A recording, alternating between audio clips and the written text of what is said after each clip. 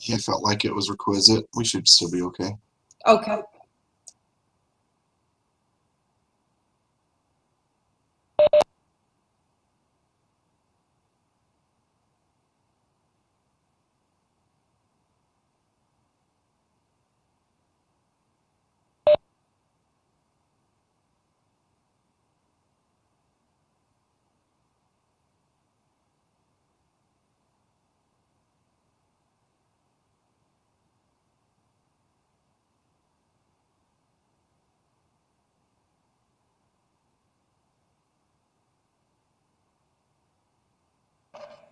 Mike, can I ask you a question?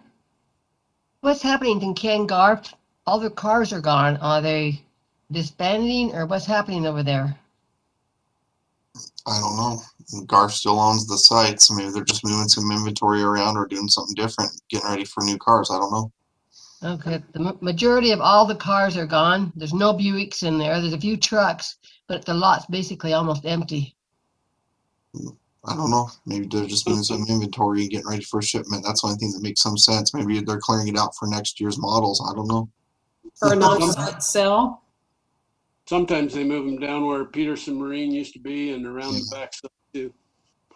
And I've even seen them over behind that flooring place too. Okay. Yeah, they have a lot of parking areas that Garf owns in the city, so they could move them all around. That's true. Thank you. Yep.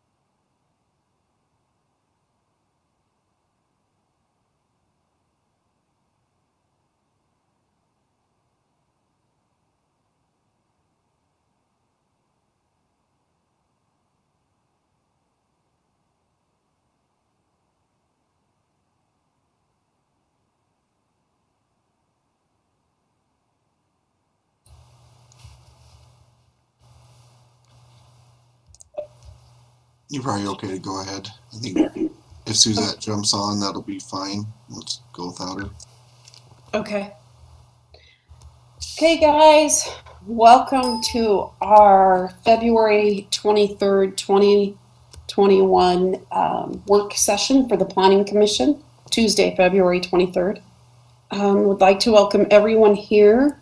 All the planning commissioners are present with the exception of Commissioner DeMar. Do we don't have any public, do we have any public comment tonight in our work session? Not that I'm aware of, unless Shaylee's heard anything. No, so no one's here. I haven't received any emails, and I have the YouTube open, so I will watch for any comments. Thank you. Well, with that, I'll turn it over to you, Mr. Agate, for presentation and reports. All right, thank you. First and foremost, two of our planning commissioners were reappointed, or I guess ratified in their reappointment from the mayor by our planning commission. So they will be joining us for another 4 years. Happy day, right? Or sad day, depending on how you feel about the commission. Let's hope it's happy day. That being said, congratulations to both of you again for your new 4 years with us. That being said, switching gears, legislative decision making is still underway. We've got about, I think they say yesterday, 9 days was yesterday, so 8 days left till the end of legislative session. Bills keep coming out. There's a lot of bills relative to preemption of land use decision making from the state to the cities in different avenues and aspects. I need to be better. I meant to send you guys the blast from the Utah League of Cities and Towns. So I will send what I can this week and get those to you. I spaced it last week and I apologize. But so pretty much the same ones I talked about relative to home use, billboards, zoning, accessory dwelling units, building permitting, all that stuff is being looked at and scrutinized. Even impact fees, but impact fees for now don't affect us here in Riverdale. That may change at a later date, we'll see, but at current time doesn't affect us. So, but there are some things that are going on still at the state legislature in those avenues. So if you're curious about any of those, reach out to me and let me know. But it could lead to some pretty significant Title 10. The reason I'm telling the commission, it will lead to some significant Title 10 revamping that I will have to do to meet state code. I won't have a choice. So you will see that forthcoming as Title 10 updates, maybe all at once, or I may break it down once everything gets signed by the governor, break it down into section by section so that we're in compliance. Regardless, the state code will be in place. We'll just want our city code to reflect the state code if and when these bills get approved. So you may see changes to all those different areas as it relates to our land use codes in Title 10. With that, as far as land use reports, I did receive a rezone request today. You will see that come next week for calendaring. I'm going to leave it at that for now. You'll see it when it comes, and you'll understand what and where it is, and some of my discretion in sharing that information at this time. So that will be forthcoming. As far as other projects going on, Zeppies opened up on Friday. So if you haven't had a chance to enjoy Zeppies, they are available for your service to give you what you would like. We had a very small grand opening and ribbon cutting Friday with a couple of council members and their staff, and I think they appreciated having some of our department heads there as well. So it was just a very short, small outdoor ceremony. Hey, Mike, I was wondering, like, I seen that, usually we get an email to go to the ribbon cutting. Did I miss something? No, they requested to keep it small. Okay. They only requested a few staff be present, the mayor, and then the mayor extended an invitation to the council members. But it was intentionally meant to be small because still of the COVID concerns. So, but there was quite a drive-through lineup when we were there for that ribbon cutting. So I hope they had some good business over the weekend, and we'll see how they do. Also, Five Below is getting close. I suspect, originally we thought maybe April. The rate they're going, they may be even into a late March timeframe, and that's over next to Best Buy in the old Pier 1 space. If you don't know what Five Below is, look online. It's kind of a discount retailer. Everything in the store is $5 or less, hence the Five Below. So that's why they're called that. And then the Harbor Freight Tools store is going well. I suspect Harbor Freight, at the rate they're going, I'm kind of shooting from the hip here, so hopefully no one holds me to this, but I'm thinking April, kind of early April timeline, they may be open for business. So just be aware of that. And then obviously the RDA project, we're getting close. We're finally ready to get Mylar and stormwater documents recorded. I'm in the process of getting signatures for those. So that will then allow the Cafe Rio, Raising Cane's, and Mobetta site to get going on construction. So watch for that. And then the last thing is the apartment complex addition there, that 42 unit addition that we've approved in Green Hill. That's going forward. You're going to start seeing that coming out of the ground, kind of in that back southeast corner. You can see it from Riverdale Road, so you can start to see the building go up, and it's going to feel like quite an improvement to the other buildings that are there, because it's about the size of two of those buildings connected, so it's going to feel pretty big compared to the other buildings up there as you see it come out of the ground. So with that, that's all the things going on around here, I think, that are of note. If you have any questions for me, I'd be glad to answer, but that's the report.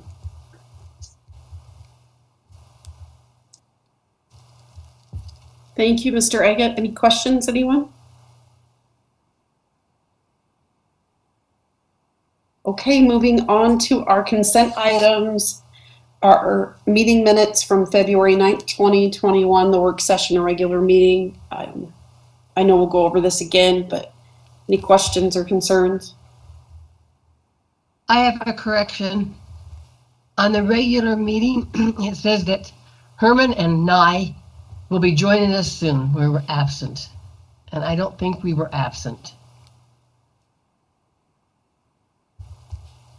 I think Rick came in late.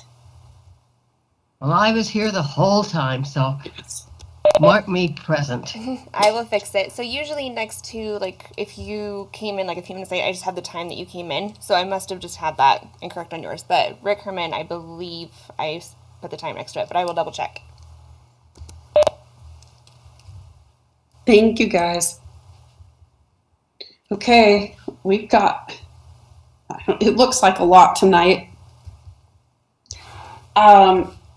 Action items, consideration of conditional use permit request for the modification of an off-site premises advertising sign and digital display conversion of signage at approximately 1521 South, 1500 West, Riverdale, Utah, 84405, as requested by Reagan Outdoor Advertising. Mr. Agate?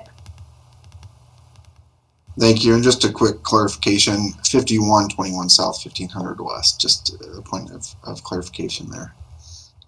The applicant on this one is Victoria Lara. They will also have a Guy Larson present, and Jared Johnson, who's actually joined us. Even though it's the work session, he is here. Wow, Jared, that's a nice beard you've grown since last I've seen you. Do you need me to come back after your work session's over? You're welcome to be here. It's kind of more just an informal presentation of the meeting. Take some quick, maybe administrative questions, and then we'll talk more detail at 6:30. Okay, I think I'll just let you guys finish. I apologize for the interruption. No worries. Good to see you. Yep. Jared will be representing the digital element on behalf of Reagan. If you have any questions relative to that, I think he works for the company that would be providing the digital signage. Reagan Outdoor Advertising has filed for this as required by 10-16-7B of the Riverdale City Code for the conditional use permit. That means that the Planning Commission is the decision-making entity, the approval body this evening for the purposes of this request. If for some reason a decision was made that the applicant didn't like, then the City Council would act as the appeal authority, just for the purposes of understanding your role for this decision. This is a conversion of an existing off-premises advertising sign. Now, I say that because there's some uniqueness with this specific situation that you need to understand as a planning commission. The property wherein the sign is being relocated is actually the true location of the sign as where it should have sat for the last 30 plus years or 40 years, okay? There's an existing billboard sign that's on the wrong property where a lease was arranged with these property owners where the property will be realigned. Per state code under 10-98-5132B, the applicant may pursue to correct that, and that's a state code requirement. So we're not weighing in on that relocation. That's something they're allowed to do to fix the location. But in the process of fixing it per our code, they can do a conversion of a billboard sign, both for digital signage as well as enlargement, or I believe, what are the terms? It's like enlargement, upgrade, modification, or conversion. So they're doing both. They're taking the single sign, they're splitting it into two signs, putting it in a V configuration, then upgrading them to a digital billboard. Now, the property that they're relocating to is a property that currently the Riverdale City Redevelopment Agency has acquired as part of what had happened. Long story short, there's a very large story to this, but the simple summary is The redevelopment agency was trying to acquire the corner parcel up on the corner of 1500 and Riverdale Road when it became available by the owners, which is Bighorn LLC. The RDA then inquired to purchase the property. The owners of the property said, well, we have a billboard. The redevelopment agency with staff said, that billboard's not on the property, and here we are. Long story short, okay, I know there's a lot more into it, but that's what you need to understand. So through a negotiated purchase agreement, an arrangement for lease with Bighorn and Bighorn with Reagan, this sign is being relocated there. What this request is for is to basically modernize the signage. If you look at the signage as it currently sits, being that it has to be relocated, if that sign was just relocated for the purposes of relocation, it would be a negative impact to the redevelopment agency's parcel that they're trying to use for future development in its current configuration. So there has been discussions with the redevelopment agency to find a way to make that sign less obtrusive and impactful on the property, but still allow Reagan to continue to have a billboard in that area. And that is, again, why you're seeing that enlargement and that change. Now, the upgrade to the digital signage, that's all a request by Reagan. That is a new element that they've asked for. They see an opportunity, and so as part of making the sign less obtrusive, they've just recently decided to convert to the digital signage.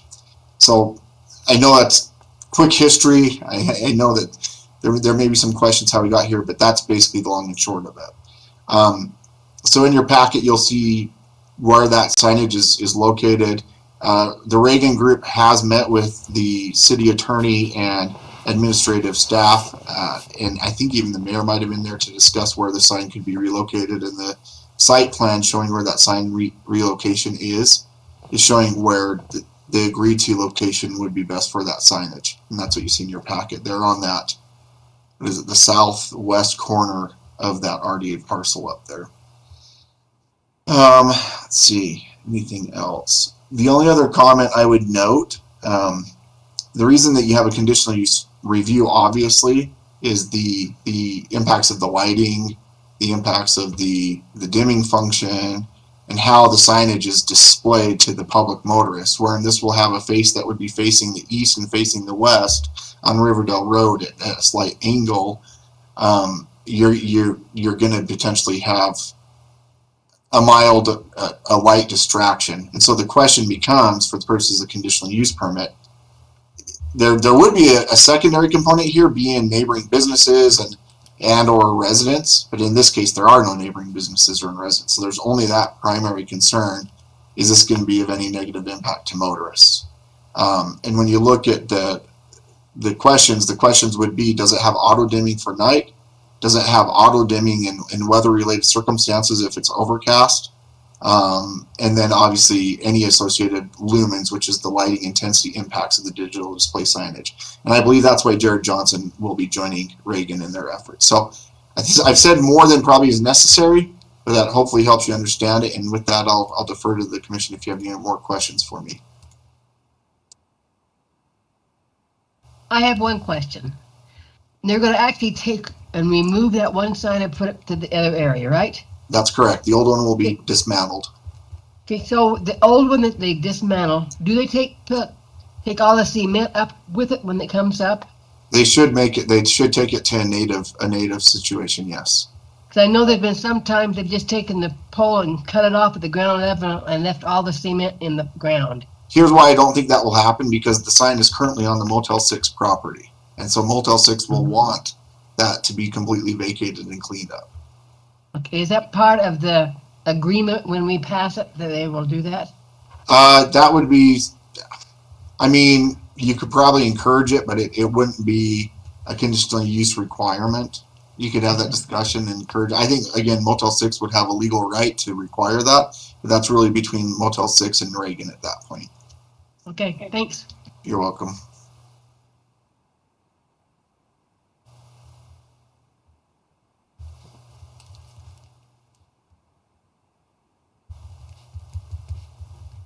Anybody else? Any comments?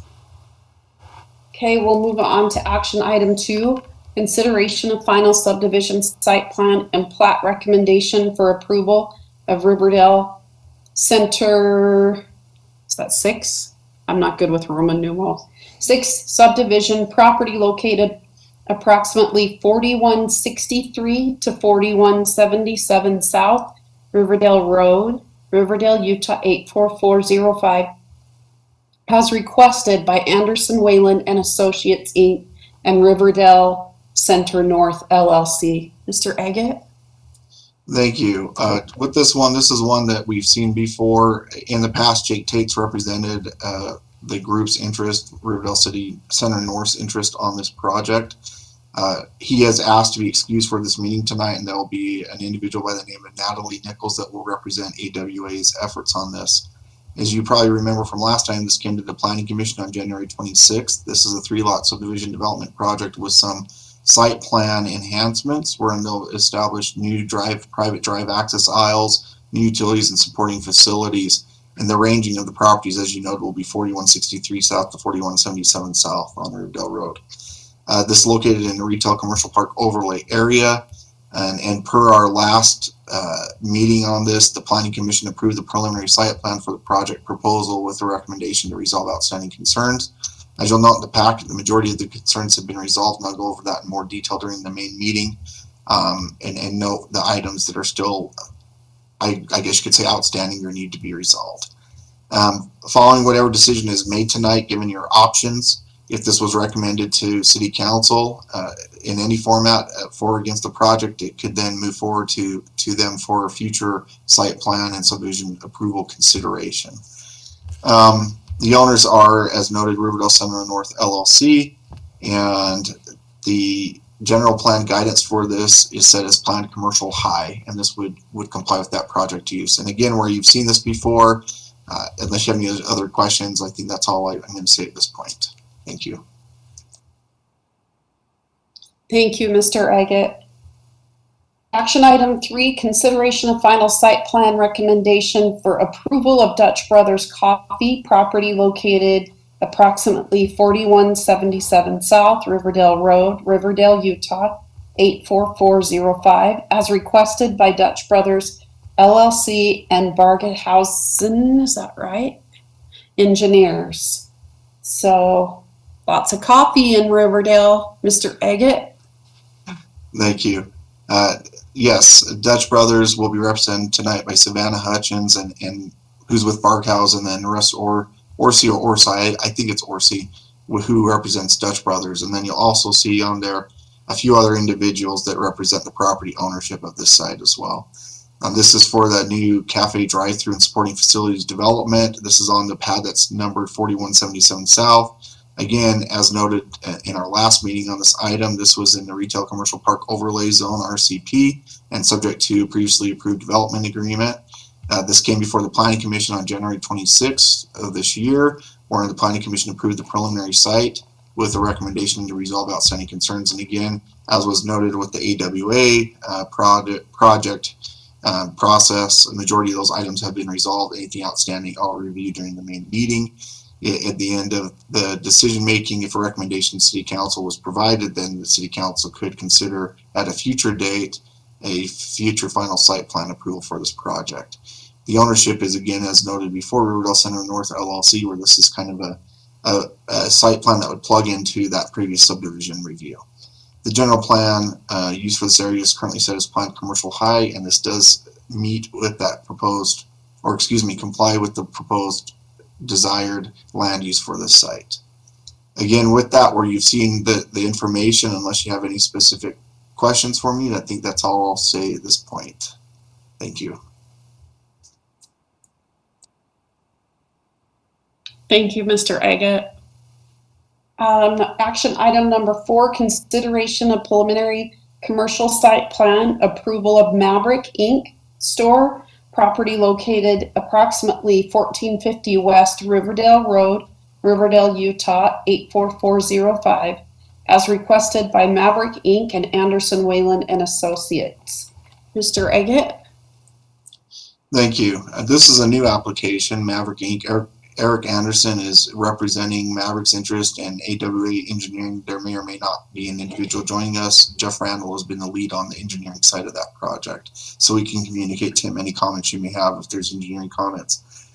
This is for a fuel service center and convenience store facility for real estate located approximately 1451 West Riverdale Road on the current Gibby Floral site.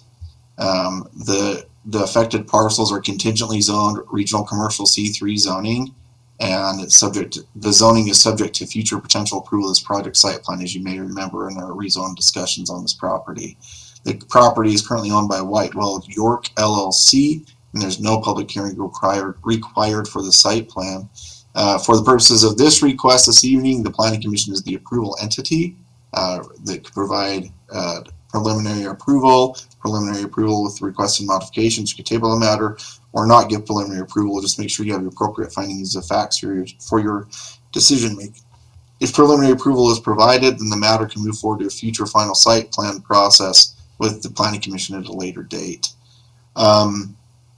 The requested use of convenience store with gas island is a permitted use in this zone per our city code, and the general plan use for the site is also set at planned commercial high, and this proposed project would comply with this land use as related to the general plan.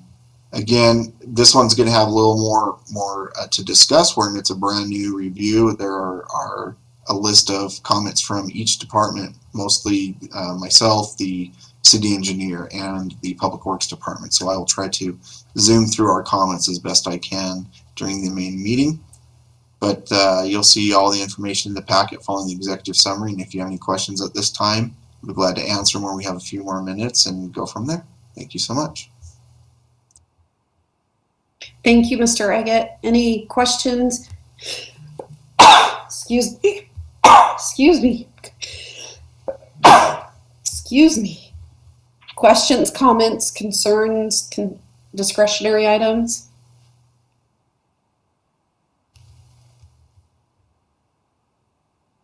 Okay.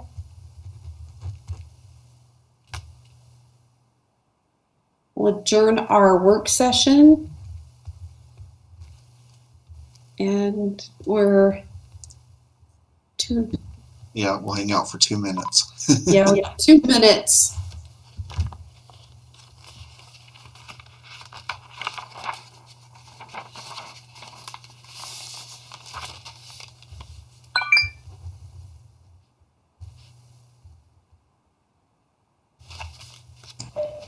Hey Shaylee, this is Suzette. I have a question for you. Did we get a new Zoom meeting or new where we can Zoom each other, like for the meetings, or?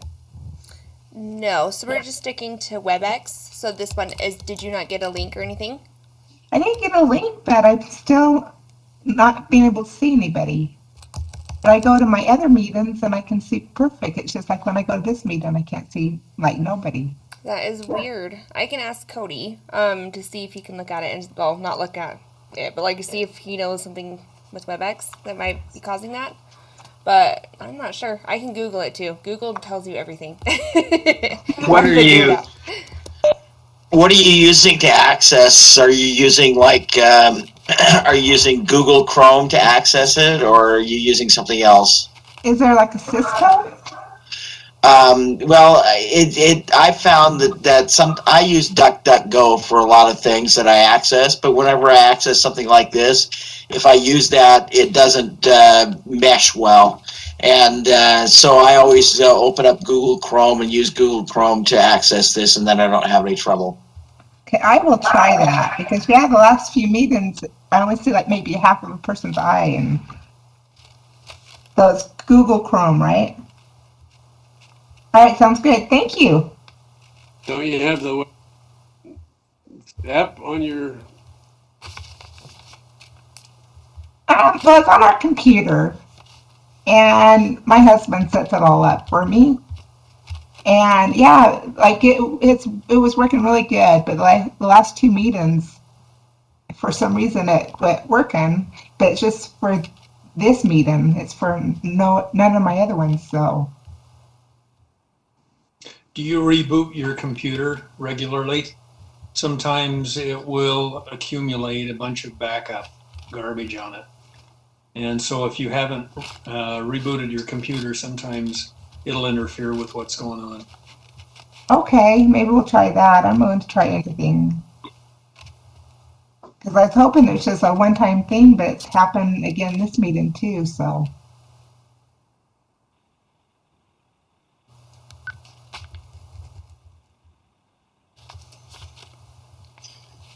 Okay, we ready to get started with our meeting? Okay, I'd like to welcome everybody to our Tuesday, February 23rd, 2021, excuse me, Planning Commission meeting. I'd like to note that all the Planning Commission members are here. And welcome to our guests. Do we have any public comment from anyone? Sorry, I had to press it like 3 times. It wouldn't unmute. I don't have anything on YouTube. And no emails, and there's nobody in here, so no. Okay. All right. Moving on, we'll go to Mr. Eggett for presentation and reports. Thank you. As was noted during the work session, I'll just do a quick summary. We have had a reappointment ratified by the City Council for Commissioner Spire and Commissioner Herman, so we appreciate their continued service to the Planning Commission in the city in that capacity.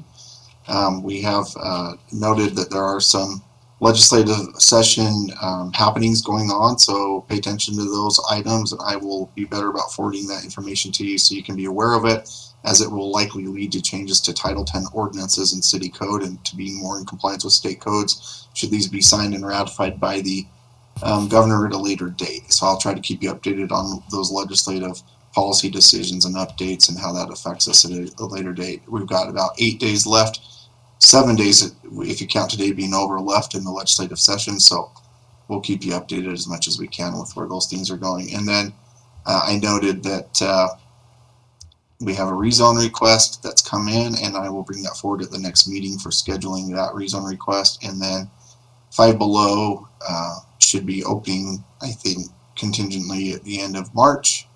Harbor Freight sometime in April, and we had the grand opening for Zeppies last Friday. And then finally the Riverdale Landing Phase 2 project. We're getting close to finally recording documents. When I say we, the RDA is getting close to recording documents so that project can move forward on its site. So some pretty good things happening. New stores getting close to opening. Continue to grow as a community.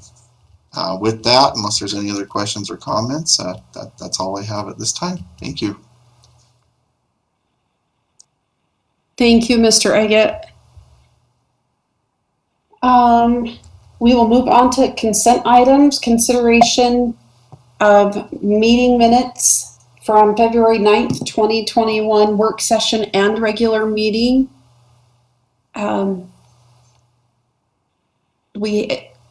Any changes? Do we need to note those changes again? Okay. We'll move on to action. Oh, we need to Make a motion that we approve the consent items. Second. all in favor?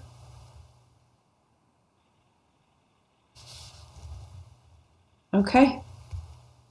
We'll move forward to E, our action items, consideration of conditional use permit, request for the modification of an off-premises advertising sign and digital display conversion of signage at approximately 5121 South, 1500 West, Riverdale, Utah, 84405, as requested by Reagan Outdoor Advertising. Mr. Eggett? Thank you. As was noted in our original meeting, Reagan Outdoor Advertising will be represented today by Victoria Lara and Guy Larson, and joining them to help with the digital display portion is Jared Johnson. This is a conditional use permit as required by our city code in 10-16-7B to convert the existing off-premises advertising sign at the address you noted to an alternate double-faced sign in this relative location. So again, as noted during the work session, slightly being relocated in accordance with Utah State Code 10-9A-5132B. and the applicant wants to take advantage of the opportunity to convert this to a digital display as a portion of converting the signage to a V-type configuration from a single-faced, I forget the term, stable panel. There's a term for it, but anyway, fixed panel billboard at its current location as part of that relocation. It is this existing off-premises advertising sign is located within a regional commercial 3 planned regional commercial CP3 zone, and the Planning Commission, for the purposes of tonight's meeting, is the decision-making panel on board for this action. Let's see. This request, the sign modifications proposal, has been discussed with the Reagan outdoor advertising team and setting up for this meeting, and this conversion from static to digital and the existing static to V configuration, and all supplementary documents have been provided in your packet, showing the proposed location, sign imagery, sizes, and proposed overall digital display plan. In reviewing the documentation, I did note there's not information outlining or describing auto dimming for night, weather-related dimming, and associated lumen impacts from digital display signage. And the reason I brought that up, this could impact motorists. And in this case, the good thing is we don't have to look at how this impacts neighboring businesses or residences. It's kind of in a nice, easier location than some of the billboard discussions we could have. So this is good in that aspect. So really, the only question is what conditional use impacts may or may not there be relative to motorists. And again, I think that's why Mr. Johnson has joined us, if you have any questions about how the digital display may or may not work at this location. With that, there is the general plan guidance for the site's planned commercial height. Clearly, it's kind of a neutral statement as it relates to a billboard relocation, but the billboard relocation would have no negative impact to that designation in our general plan. So with that, following the executive summary, you'll see the application that's been submitted, the fee that's been paid. You'll see the sign permit application that would then be taken care of thereafter after tonight's meeting, and making sure they meet minimum building code requirements, get that fee paid through the building department should they get their conditional use approval this evening, and move forward. Now, as I noted, too, for the purposes of public record, there is also a land use negotiation process that has been happening on the property wherein this would be relocated with the redevelopment agency of Riverdale City through, I guess you'd say, sideways negotiations, but that should be at least made known as part of this discussion this evening, that has been going on and is pretty much at a resolution point, but this is one of the key components of that resolution point. So with that, I think that's all that I feel like I need to say at this point. If you have any other questions, feel free to direct them to me and or Victoria, Guy, or Jared, and we can assist as needed at that point. Thank you very much. I was curious if the elevation on the old sign versus the new sign, if they are the same, or will this be raised any higher than this present sign? That I don't know. Victoria or Guy, do you want to answer that question? Sure, I can answer that, Mike. Can you guys hear me? This is Guy Larson with Reagan. So first I want to tell Mr. Agate how much we appreciate all of his work on this, and him eloquently presenting what the situation is there with Reagan. To answer your question, Commissioner, the sign, we're asked to move this sign. The RDA, as Mike has indicated, we've been working on this for, it seems like a year. It's been a long time. And we've been asked to move that sign, raise it up, because the city wants to use that property. At the height that the sign is now, it prevents a lot of development, a lot of uses. So yes, we will be raising that sign. I think we'll be raising it approximately 20 feet. So there can be a use underneath the sign, but yes, Commissioner, we will be raising that sign. And moving it, I want to say roughly maybe 50, 75 feet from its existing location to the east.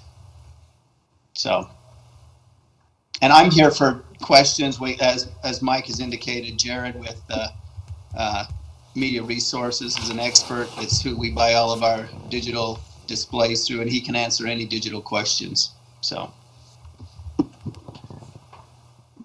Mr. Eggett, I do have a question. As far as it says that the sign would be located more than 200 feet away from any residential dwelling.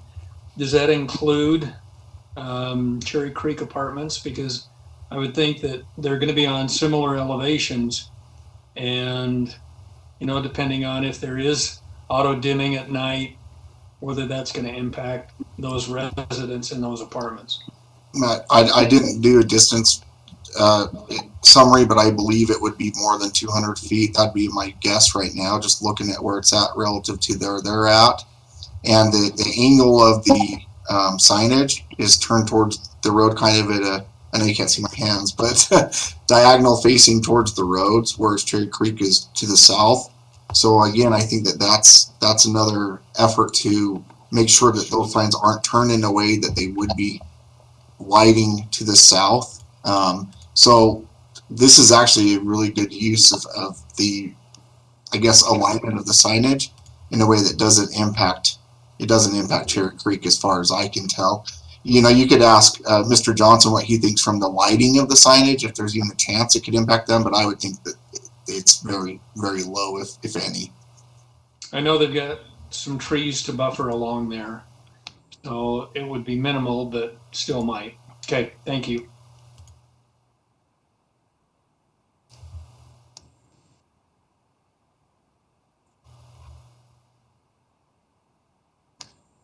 Any other comments, questions? It's good.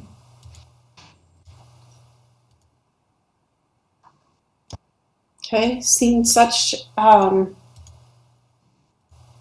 we have a motion? I'd like to make a motion that we approve the conditional use permit of the off-premises advertising sign and digital display conversion at approximately 5121 South, 1500 West, Riverdale, as requested by Reagan Outdoor Advertising. Second. Okay. All in favor? Can you all, for the record, do an aye? Yeah, a verbal would be good for the record. Yeah. Aye. Aye. Aye. Aye. Aye. Aye. I don't think we need a poll, do you, Mr. Eggett? No, but are you also aye? Yeah, aye. I thought I said it a minute ago, sorry. Okay. hey, thank you very much. You're welcome. You're welcome. Okay, we'll move on to action item number 2. Consideration of final subdivision site plan and plat recommendation for approval of Riverdale Center 6 subdivision, property located approximately 4163 to 4177 South Riverdale Road, Riverdale, Utah 84405, as requested by Anderson, Whalen and Associates, Inc. and Riverdale Center North, LLC. Mr. Eggett? Thank you. Again, as noted with the executive summary, representation tonight will be Natalie Nichols, who has joined us. If you have any questions for AWA or Riverdale Center North's interest in this project, we also have a couple of representatives for Riverdale Center North that are also attending this meeting to answer questions that way. This is for a 3-lot subdivision development and small site plan improvement of the old, I guess you could say, Best Buy site. For new private access drive aisles, new utility supporting facilities. The zoning is that retail commercial park overlay zone, and there's an existing development agreement that has some implications for the land use in this area. This did come before the Planning Commission on January 26, 2021, wherein you provided preliminary site plan approval and also encouraged them to resolve outstanding staff concerns that were noted at that time. For the purposes of tonight's meeting, your recommendation body to the city council. Let's see. The general plan use for this area says planned commercial high, and this proposed project complies with this land use. I'll move on to our review comments, looking at mine first. Let's see if there's anything. Just going through the pages here. The only thing I did note on page 4 of my review, which is page 29 of the packet, any gentle berming locations required by 10-14-12B2 are not identified in the landscaping plan. And also, where applicable, if there's an irrigation plan, that those irrigation items need to be identified. So that's just guidance for the applicant group AWA to look at. But we do need some kind of indication of gentle berming, or at least a note relative to gentle berming that may be developed as part of the future development of the lot most northeast. I'd be okay even with an indication that the berming would be looked at as part of a future development of that pad. Just need some indication of what the plan is for berming and screening of the site. And I know that the AWA group is doing more of a subdivision and prepping it for future development, so that would be okay. Let's see. Other than that, the only other item of note would be that the applicant worked with the Public Works Department to provide adequate water rights for this project and the site per 8-6-3 of City Code, which would also include the following item, which is Dutch Brothers Coffee. That water rights requirement needs to be fulfilled.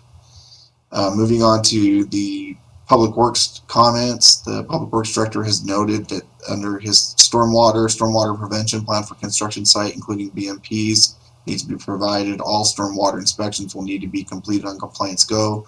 Concrete washout and portable restroom are shown in the legend but not on the plans. And then his second comment, notice of intent filed will state this can be done by contractor prior to starting work. Under water, he has water meter for lot 1 needs to be installed in a landscaped area. So that kind of comes back to some of that irrigation plan, even where there is water, there needs to be some water metering accordingly. Under the police, there's no concerns. Fire, no additional recommendations or concerns. Moving on to the city engineer, he says, I've completed my review of the recently submitted plat improvement drawings, geotech report, and stormwater calculations from the developer's design engineer in regards to my last review of the 18th of January 2021. In my opinion, the drawings and the calculations now reflect the standards of Riverdale City. I hereby recommend engineering approval of the improvement drawings and the calculations as submitted. So he's good with it. And even I think Mr. Douglas's comments, although he didn't say it, he probably would be good with them moving forward if they resolved what they could as part of their last submittal to the City Council. I'm just kind of speaking it based on previous experience working with Mr. Douglas on these kind of scenarios. Following that, you'll see the application from AWA and signature from Riverdale Center North to move forward with both the site plan and the subdivision portions of this project. Thereafter, you'll see a note from Mr. Tate. Normally, we require an engineer's cost estimate that be part of this process. At this point with the Planning Commission going to City Council, he just notes, this email is to confirm that there are no improvements within the public right-of-way proposed with this first phase of the project. All utility connections, pavements, and landscaping will occur on private property and not require disturbing public facilities. Please let me know if you have any further questions on this item. So the point is that they're staying away from Riverdale Road or any public areas, so there's no requirement for there to be a performance bond or escrow security for this project and for Dutch Brothers because they're not doing any impacts in those areas. Whereas, you know, like what we're doing across the street with Riverdale Landing Phase 2, there's quite a significant amount of impact to the public right-of-way as part of those projects. So that's just something to know. That's why there's no engineer's cost estimate as part of this project to review or discuss. You'll see thereafter his response comments for a couple of pages. I think there's 3 or 4 pages of it, maybe even a little more than that. Looks like quite a few. 7. 3 or 4 became 7. And then thereafter, you'll see the actual plat and then the site plan documents that follow thereafter. So with that, I would defer to the Planning Commission if you have any questions for me or the applicant group, which there are many on this call that can answer any questions that you might have, specifically Natalie Nichols, but I defer to the Planning Commission. Thank you.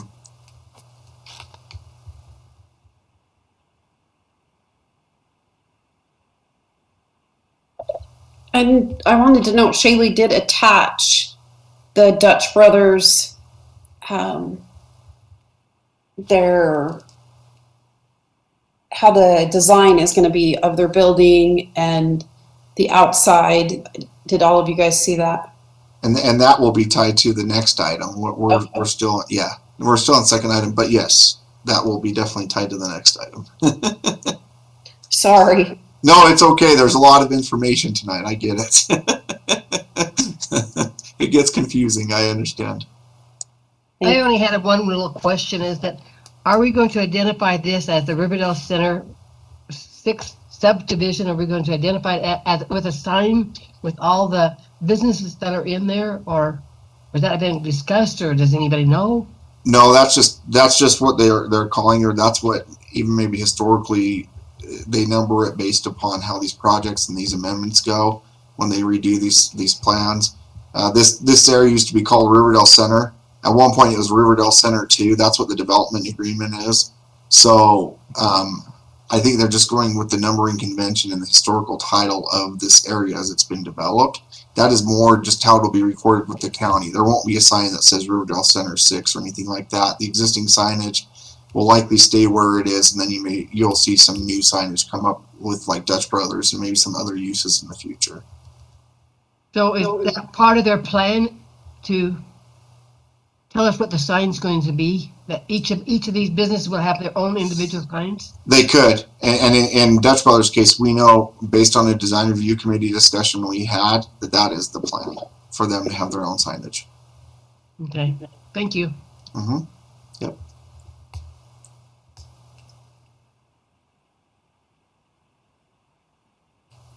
I would just like to note that usually when they come to this point to us, there are a lot more issues with staff concerns. This time, they have really done a good job of whittling those down to bare minimum. I know there's still a few things that need to be taken care of, but very few compared to most. Thank you for that. Good point. I guess that it's time for us to make a recommendation, right? Yes, ma'am. Okay, I'll give this a try. I will recommend to approve the Riverdale City 6 subdivision and site plan approved for 4163 South and 4177 South Riverdale Road to be sent to the City Council. I second it. All in favor? Aye. Aye. Aye. This one, I would recommend doing a roll call vote. Shaylee, will you poll the commissioners, please? Commissioner Jones, Aye. Commissioner Nye, Aye. Commissioner Spires, Aye. Commissioner DeMar, Aye. Commissioner Herman, Aye. Commissioner Wingfield, Aye. and Commissioner Anderson. Aye.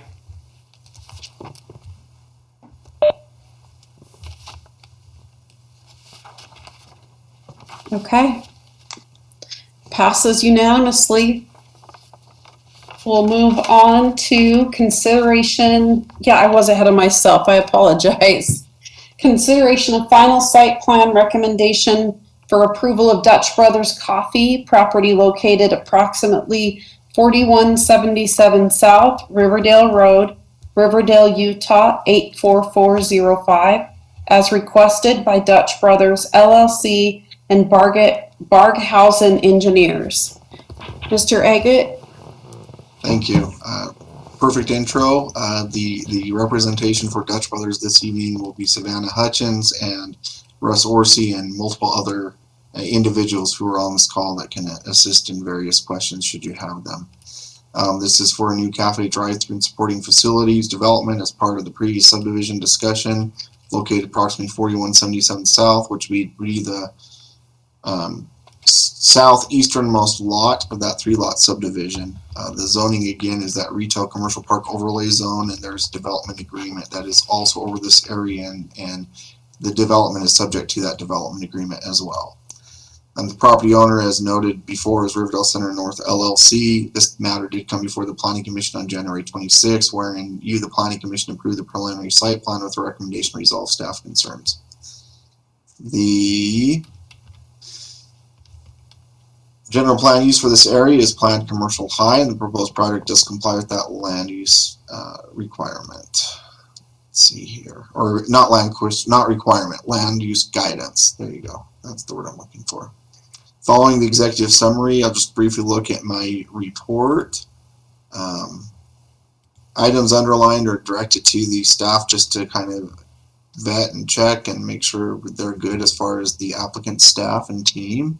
But obviously there's nothing in yellow that's standing out to me, so that's a good thing.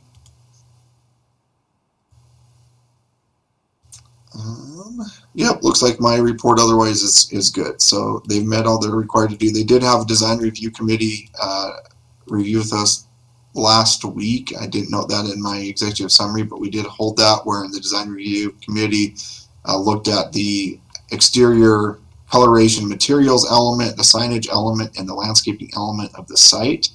It was discussed with their team, they being Barkhausen and Dutch Brothers. Quite a good discussion and understanding of their plan, and ultimately was approved by the design review committee as submitted, and what you see in your packet is what was approved. The one thing that was noted in the design review committee discussion but not provided in the packet that you should be aware of is, as was noted by Commissioner Nye, they will have a sign along the sidewalk, internally of the sidewalk on their site. There'll be a new pole sign there, and there may be a small monument site somewhere in that relative area as well, indicating Dutch Brothers location. And if you go on their website, I'm sure you could see an indication of what that pole sign might look like in this location. So just be aware of that. With that, as was noted by Commissioner Spires, you will have an attachment in your email that shows that, again, that exterior rendering that's similar to what we saw as a design review committee for the site, and what you can anticipate from the building. They will have a walk-up window and 2 drive-through lanes to accommodate any kind of visitation or purchasing of items from their cafe uses, or cafe, I guess, line of goods. Under the departmental staff report, looking at Mr. Douglas's comments under stormwater, he does note the drainage system operation maintenance plan and BMPs approved and recorded with the plat.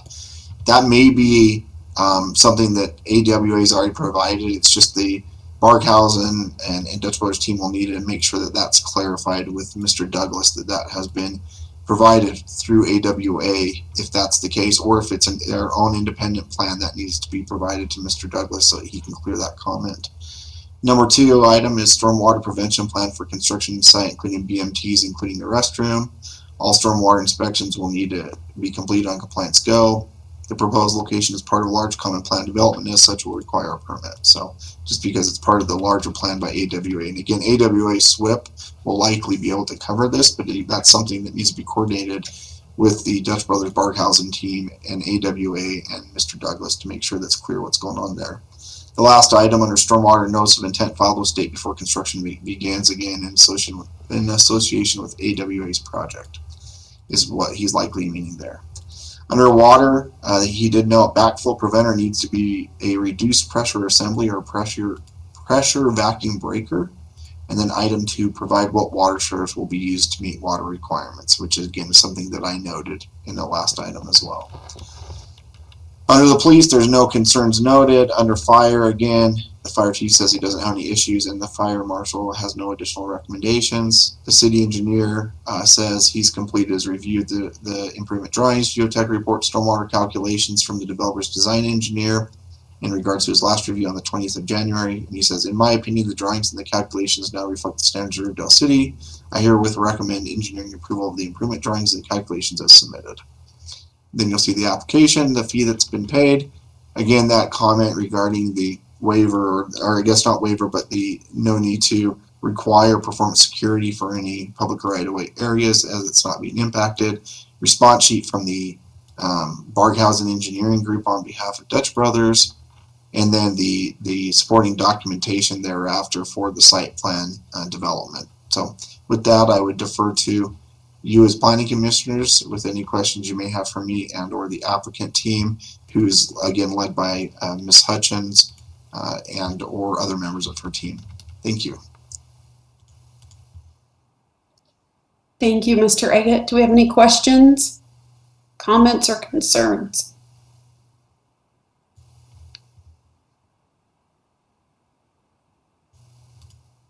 Okay, I have one more question. I understand this is a drive-through, and there's a window that they can walk up to and get their coffee or whatever they're going to get. Is there a door to go inside at all to get anything? There is no indoor, the way that this operation works, there is no indoor access. The only indoor area is for the workers and employees. So the public is fully contained outside. Okay.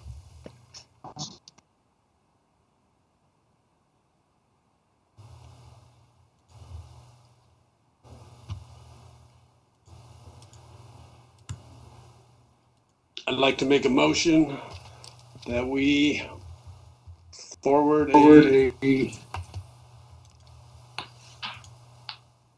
sorry, that kind of echoed back on me.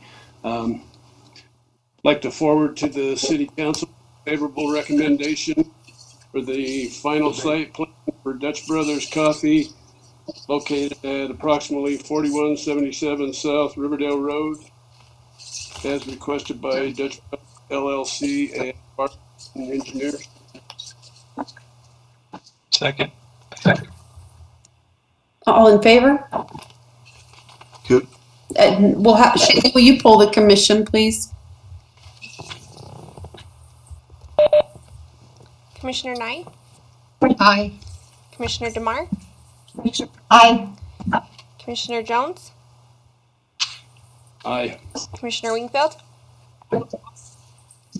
Aye. Commissioner Spires, Aye. Commissioner Anderson, Aye. Commissioner Herman. Aye. Thank you. Motion passes unanimously. It'll be exciting to see this come to our city. All right, final action item number 4, consideration of preliminary commercial site plan approval of Maverick Inc. store property located approximately 1450 West Riverdale Road, Riverdale, Utah 84405, as requested by Maverick Inc. and Anderson, Whalen and Associates. And there was also some attachments Shaylee sent us in our email with this as well. Yep. Mr. Eggett? Perfect. Thank you. As you noted, the petitioner is Maverick Inc. They're represented by Eric Anderson and AWA Engineering, where appropriate. Eric may be on his own tonight, so he may be the guy to answer the majority of your questions and or direct any questions you have to AWA to resolve.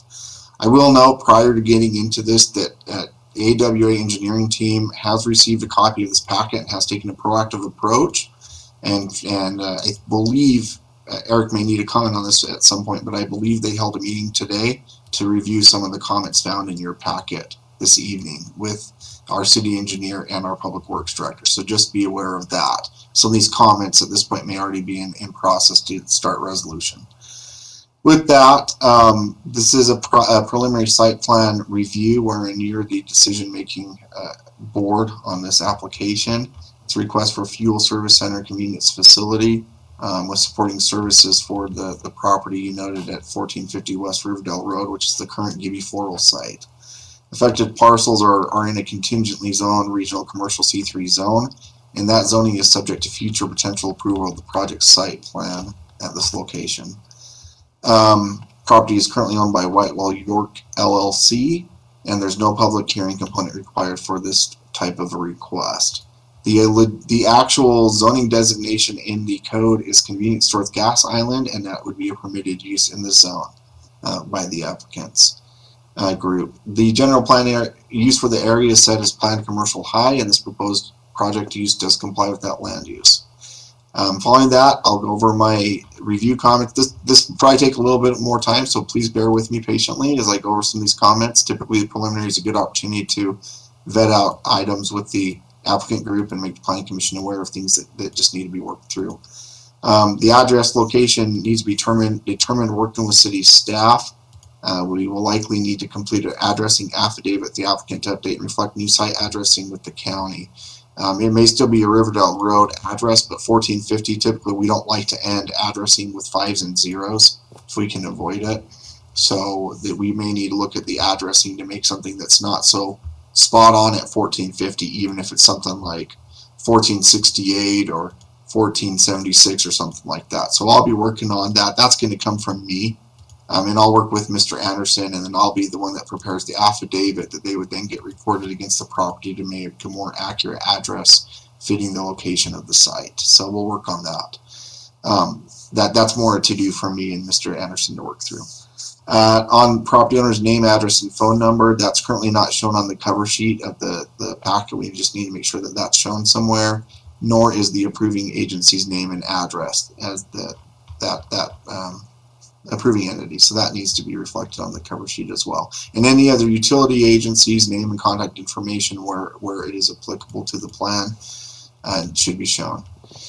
Licensed land surveyor's name, address, and phone.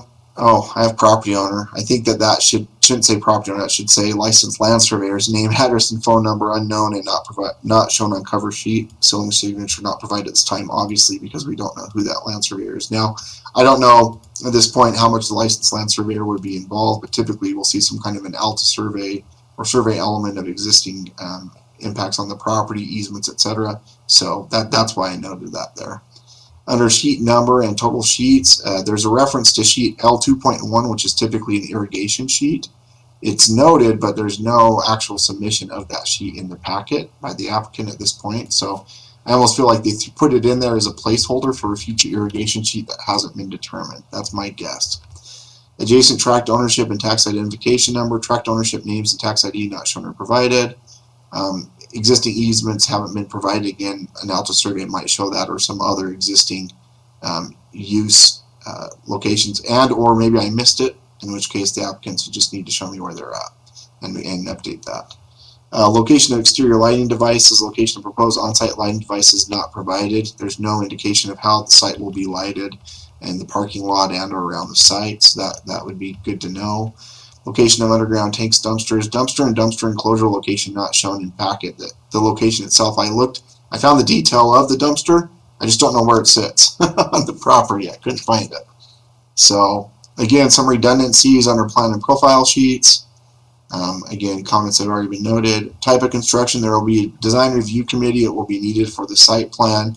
The documents you provide or you have in your packet likely are good starting documents for the design review committee review, and clearly those may need to be amended at Mavericks as they desire, but typically you see the materials, exterior architecture, colorations, signage, and landscaping. So we do have a lot of those elements already. We just need to set up that design review committee when the time is right and hold that meeting. Landscaping plans says new site development requires general berming locations as required in 10-14-12B2. Those are not shown and identified in the landscaping plans. General berms should be identified along 1500 West and Riverdale Road, edge of site plan area to screen lights and traffic from impacting Riverdale Road and 1500, frankly, I should say. Irrigation plan identified or plan not provided.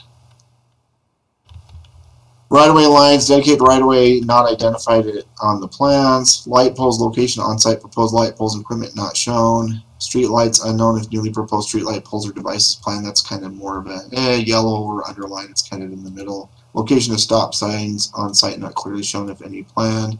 This project needs to be discussed and cleared with UDOT due to intersection with Riverdale Road. They know that, but that's just something I need to make sure is clarified. New power lines not shown where appropriate. Gutter inlet box, bicycle safe grate. No detailed drawing was provided on that gutter inlet box detail. I can see where they're at, but there's no detailed drawing of it. And same on thrust block location, the details not shown where applicable. Water rights transfer, applicant needs to work with Public Works Department to provide adequate water rights. And then that's the end of my review. Going under Mr. Douglas's, there's quite a few here.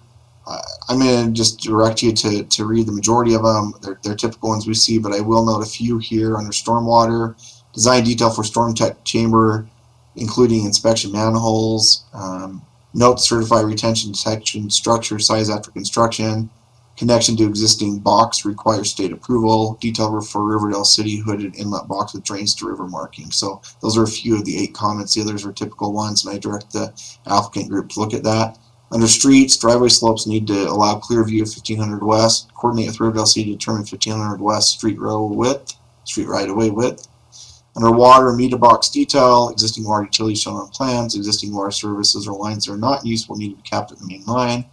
Backflow prevention, location type and size, proposed irrigation sprinkler system plan, so similar to what I've already discussed. Provide water usage and peak demands, provide what water shows will be used to meet water requirements. Under sewer, proposed sewer flows, daily and peak, including peak demand time. Abandoned sewer lines will need to be capped at property line or septic systems need to be removed. And under other, note requiring all construction materials shall meet Riverdale City standards. Note requiring all missing, non-functioning, and or damaged surface improvements shall be replaced, and square footage of impervious surface for each lot. Per our police department, the chief says, I don't have any concerns with this plan at this point. Entry exit plans onto 1500 West looked fine. No comments from the fire chief, but the fire marshal noted that he has no additional recommendations or concerns. City engineer, again, similar to the public works director, there's a lot of information here. I'm going to direct the Maverick team AWA to review his comments. Under plat, there's 5 comments that need to be reviewed. If the planning commission you'd like to talk about any one of those in particular, please feel free to let me know and glance through those. Under site plan, some of the notes are noted. Current month and year should be added to cover sheet above the vicinity map with final drawing submittal. Site construction note and details need to be reviewed and updated to match the call-outs throughout the drawing. Geotech report states there are field soils up to 7.5 feet in depth on the site. Please identify those areas that indicate how the geotechnical engineers recommend actions will be followed. Several unused notes and details that should be deleted. Please review and correct accordingly. Building data box on the utility plan needs to be completed. All details need to be reviewed and dimensions added as needed. Under stormwater, again, quite a bit of engineering direction and commentary. For the sake of time, unless you want to discuss any of those specifically, the 10 items, please look through those. And also, Mr. Anderson, if you'll look through those with AWA, I'm sure that those were quite a few things that were discussed in the meeting. Make sure those 10 items are looked at and resolutions are worked through. Under traffic issues, a traffic study will need to be conducted and submitted for review. The intersection traffic, lane striping, widths and lengths on 1500 West Street will need to be reviewed based on the traffic study, along with standard review and recommendations by the traffic engineer.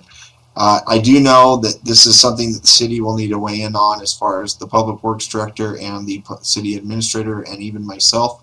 Those discussions will need to be debated and identified, as this Maverick gets to be the tip of the iceberg for this area. So unfortunately, they get to help participate in at least working through identifying what kind of roadway widths needs to be here, especially with its interaction with Riverdale Road being a corner lot.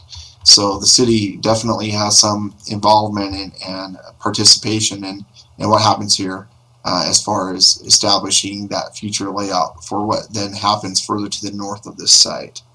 The roadway corner turning radiuses need to be evaluated to safely handle the larger tank delivery trucks, which kind of comes with what I'm just talking about.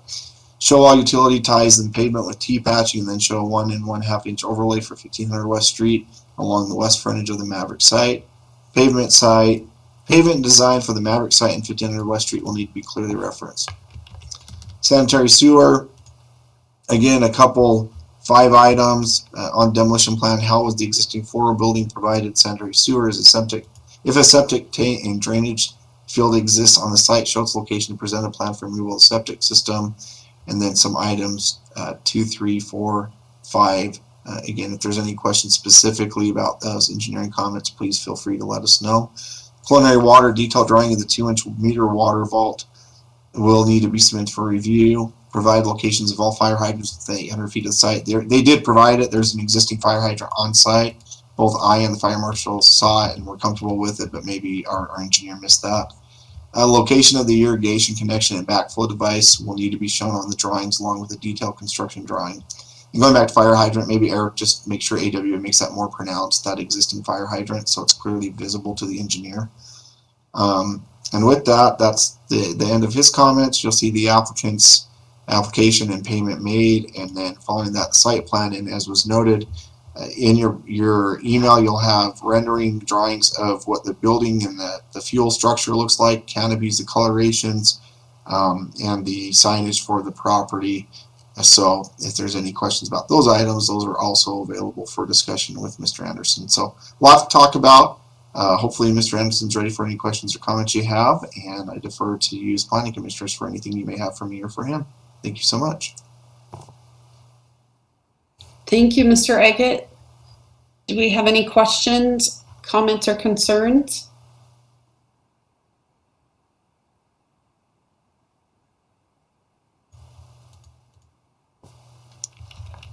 I know that it says in here that we need to do a traffic study. That's one thing that does concern me is the large vehicles and the traffic flow in and out of that area.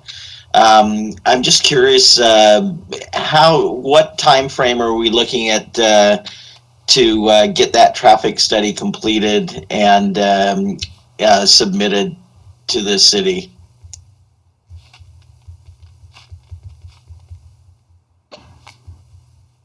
Yes, with the traffic impact study, we are setting up a pre-application right now. AWA will be conducting the TIS report, and right now we are working through what that TIS really needs to analyze specifically, and we'll find out more information from the pre-application meeting. My guess would be 3 to 4 weeks before it's submitted. And to clarify, I'm just curious, will UDOT, will you be coordinating that traffic study with UDOT as well as with the city?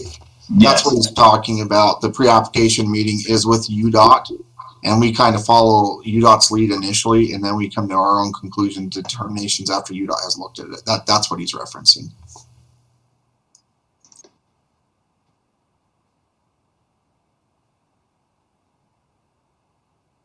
I have a few questions. They talk about the irrigation water on this property. And if I remember right, the irrigation water, as of the last 2 years, has not been functioning because of a broke pipe. Are you still thinking you're going to be able to use the irrigation water because it hasn't been functioning? Or are you going to fix the pipe so you do have that irrigation water on this property? Or what is our plan? So the plan with that is there's water shares, and the Gibby family has those water shares. And that came up in our conversation with Sean Douglas and Scott Nelson. AWA is going to reach out to the Gibby family and figure out a resolution for that. But currently we do not have an official answer, but it's on our to-do list to figure out. Okay. The next question I had was,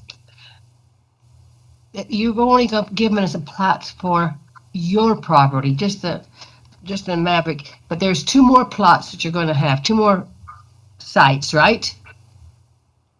Well, Maverick's only developing their portion of the Gibby property, and then there's going to be a remainder parcel.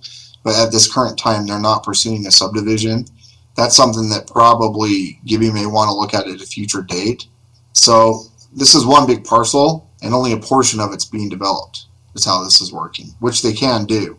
So you're having basically a larger property that only half of it's being redeveloped at this time.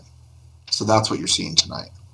But we're going to approve of the zone for the whole area, right? The whole area already has a contingent rezone applied to it, and the whole area would get the benefit of the contingent rezone if Maverick gets a site plan approval from the city council. And then that would facilitate any future development from the Gibby family for their portion of it that they would retain and want to potentially develop in the future.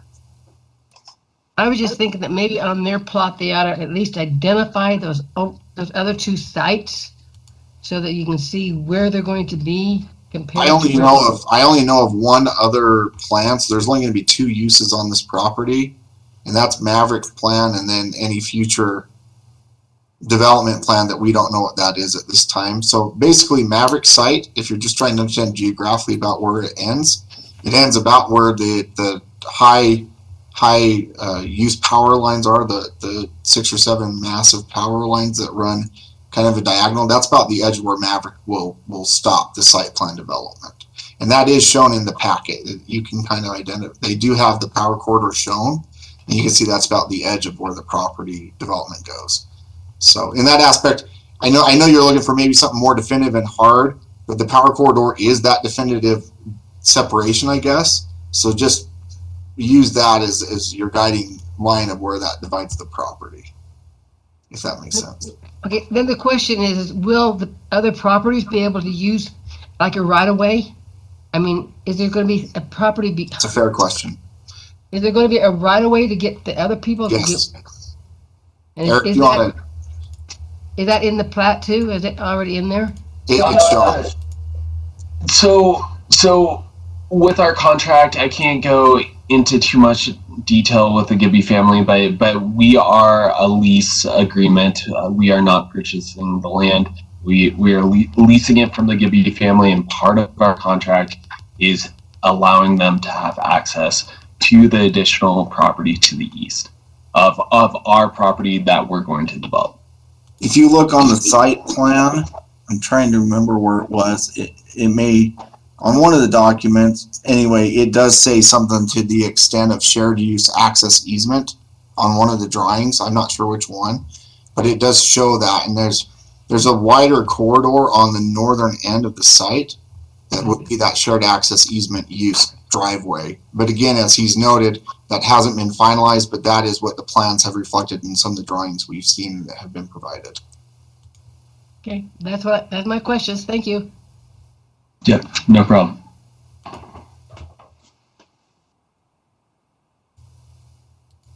Any other questions, comments, or concerns?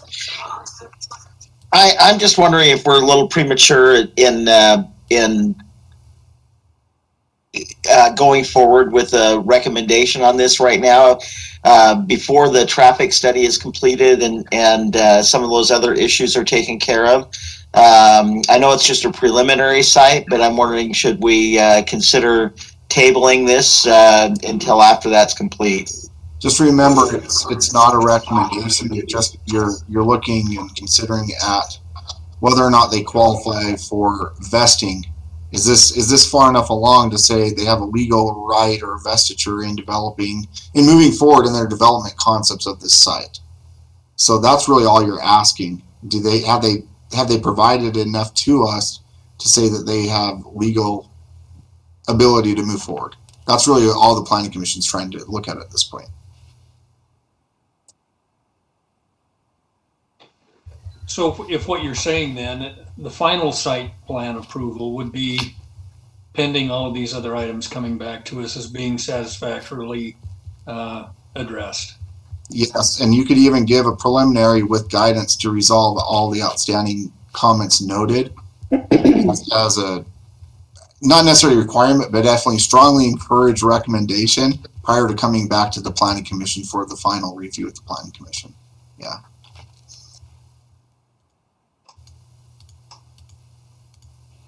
Well, I would make a recommendation then that they be permitted to proceed and move forward pending the items that were addressed for the preliminary commercial site plan for Maverick Inc. Incorporated store, property located at 1450 West Riverdale Road, Riverdale, Utah, as requested by Maverick Incorporated. Pending those items that have been noted. Just to clarify, before final site approval is made. Just to clarify then, are you making a motion to approve the preliminary yes. Request subject or with a recommendation to resolve before coming back? Is that basically what you're saying? Thank you. Okay. There's your motion. There she blows. I'll second. Shaylee, can you poll the commissioners, please?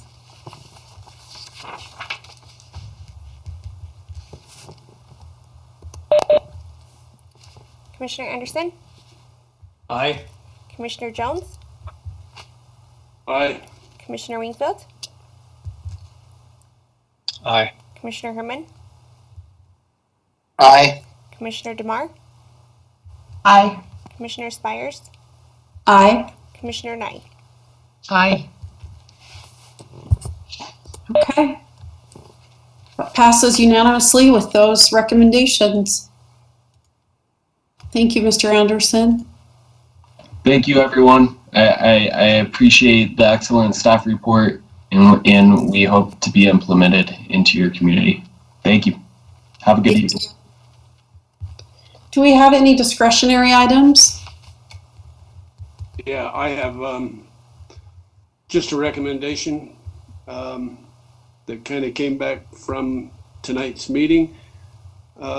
Maybe at the beginning of when we start the regular meeting, where we have public and engineers and architects and developers and everybody else in there, that maybe you might let everybody know in advance to shut their mics off when they're not speaking, because when I went to make that last motion, somebody else had their mics on or something, and I got back feed after I had said about 5 or 6 words. It shot back through my microphone, and that's what kind of threw me off. And so I started my motion over a second time. So, just as a recommendation, maybe we can just mention it to everybody that they need to make sure they shut their mics off if they're not speaking during our meeting, so that that doesn't affect anybody else when they're speaking.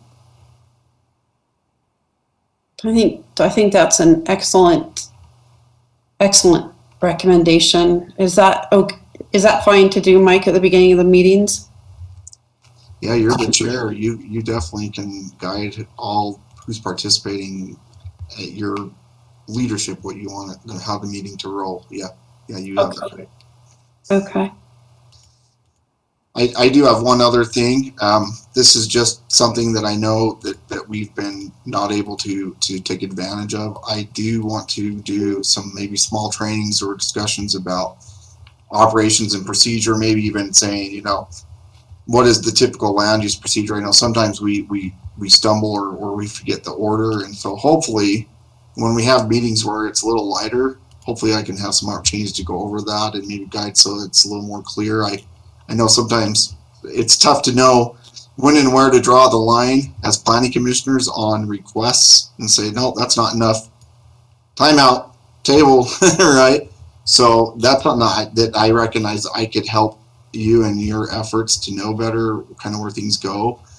So I'll work on that. I have some documents. Maybe I'll do a little bit at a time at the city that it's hard, but I think I'm going to watch for opportunities and make sure to bring that. Also, I may send out training modules that I sent in the past to all of you. Some of you have seen it. You may see it a 4th time and go, oh, this again. If you have, just disregard it. But it may be helpful for those of you who haven't seen it to read over those things, just to kind of help you remind. I know the mayor has asked both planning commission and city council. We have some challenges at city council, things that were said at the most recent city council meeting that maybe weren't the best things to say on the record or the most appropriate way to say things. So there's going to also be some educational opportunities at the council level through our city attorney, and some things you should respect, like the general plan, a little bit differently. They just need to be some educational guidance there. So I'll work on that, and know that we're going to work at city council to try to make land use decisions not so confusing. But if you have any questions for me specifically, like, hey, Mike, I don't really fully understand how conditional uses work, that at least will give me then guidance to go and find a conditional use article that I could either email to you or bring to attention in a meeting. So that kind of guidance helps me to understand maybe what your more specific interests are and understanding, so you feel more equipped to deal with some of these requests when they come forward and aren't just kind of flying from the seat of your pants. I know that's not a good place to be, and I apologize if any of you feel that way. I don't want you to feel that way. So where I can help, please let me know in that aspect. Also, Mike, maybe everybody would like to know that that property on Ritter Drive that we've been hassling back and forth for 15 years is now still pending. Yeah, I didn't give you that update. I probably should. I should have done it earlier on. The planning or the city council went back and forth. If you're interested, you can go watch that video. The only reason I kind of smirk is it was quite interesting just seeing the interchange back and forth and dialogue, how it ended up where it did. Ultimately, the discussion that was landed upon was the applicants were supposed to come up with some kind of conceptual ideas of what the area might look like and bring those back to untable the rezone request and then open it up for basically consideration at that point. Because they couldn't elucidate a clear plan to where the city council felt comfortable with approving a rezone request at that time, so it was tabled. So anyway, long story short, if you want to know the more specific details, go watch the video, but that's where things are at with that. It was really interesting. It was quite interesting. Yeah, I think it will come back on March 16th if I had to guess. That's when it's going to probably come back to council. It won't come back to us, will it? No. Okay. Why does that affect the rezone, though? I mean, just because I don't want to. Go ahead, Blair. I'm sorry. I'm getting at is we're rezoning the property. We're not approving the actual development and what their plans are to put on the property. We're just getting it to the point where they can go ahead and then come up with a plan of what they want to put on that property. So my question is why are they tabling it for just the rezone? I mean, unless they have a legitimate reason they don't like that rezone, that particular R development.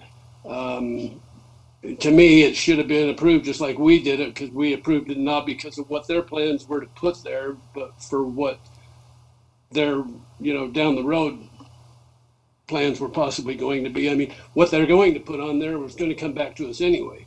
Yes, the site plan would come back. That was brought up briefly, but yeah, it happened really fast when it happened, and a decision was made, and that was where it ended. And I have my own ideas and thoughts, but the council is the council, so they went the direction they decided to. Let's put it that way. But don't you think we need to kind of iron this out? Because it seems like if they're going to do it this time, is that going to happen every time we do a rezone? We approve it, and then it goes to them, and then they want more information. And so I think that's one of the training items that the attorney and the city administrator may talk about at a future meeting. How's that? Well, and Rob, we did our job. We did it. We did our job, and we feel like that we did our job correctly, according to what what was asked of us. So, now it's up to them.